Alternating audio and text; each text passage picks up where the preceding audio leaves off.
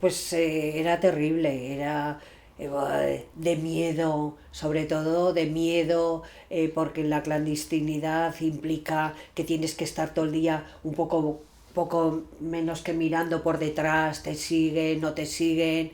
¡Buah! La propaganda, yo por ejemplo, pues la llevaba, siempre llevaba ropa ancha porque la propaganda la llevabas metida o entre, entonces no llevábamos pantalón, claro, la faja o cosas así.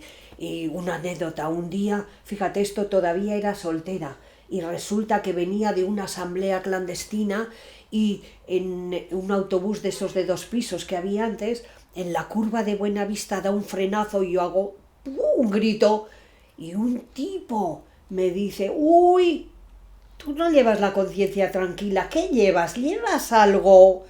Y yo, ¿qué voy a llevar? ¿Qué voy a llevar? Yo lo llevaba aquí.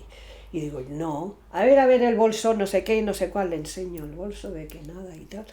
Bueno, no sé, a mí estos gritos me da que tú no tienes la conciencia tranquila. Madre mía, y yo cómo iba a ir, era soltera todavía, cómo iba desde Rentería a Galzalaborda corriendo mirando si me venían.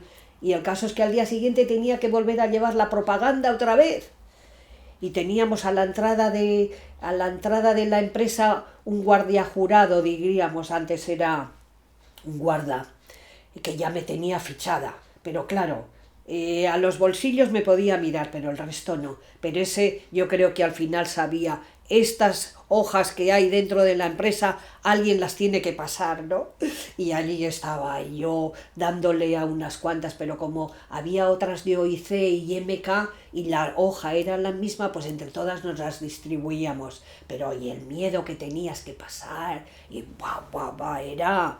luego, otra cosa, ¿dónde hacíamos las reuniones? Pues las células de la ORT, esas sí tenían que ser en sitios, bien una casa u otra, y una bella de tener nuestra casa, pues como pensaron que mi casa era menos arriesgada que cualquier otra. Pues ya era un matrimonio, empezaron ya con los niños y ya decían que les daba más seguridad.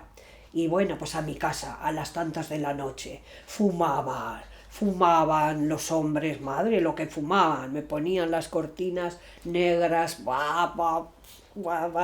pero así en las casas, y comer, madre mía, lo que comían. Y yo, aparte de lentejas o garbanzos, tampoco es que les podría dar mucho de comer, pero bueno, venían de la provincia, porque eso sí, la ORT en los pueblos tuvo mucha influencia en Legorreta, en Tolosa, en toda la provincia. Y bueno, pues venían de los pueblos y tal. Y Alza, fíjate, ¿quién va a venir a Alza?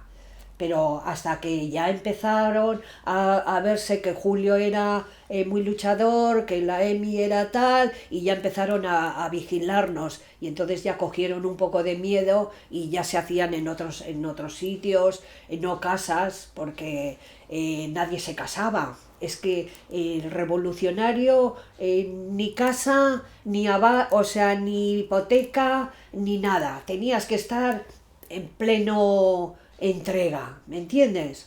Y claro, yo decía, ¿y cuándo se va a morir Franco? Y yo qué sé cuándo se va a morir Franco. Y hasta entonces no me voy a casar, y hasta entonces no vamos a tener hijos. Bueno, aunque vinieron un poco sin pensarlo o programarlo, ¿no? Pero había muy pocos dentro de la ORT que estaban casados, muy poquitos. Y muy poquitos que teníamos casa. Y luego como esa casa, aunque nos decían que no habría que tener casa, no habría que tener hijos, tal, luego se vino muy bien la casa porque sirvió de aval para más adelante en las elecciones y tal, ¿no? Y bueno, pues eso fue un poco la organización en las casas, las conjuntas con otros partidos en el monte, y así íbamos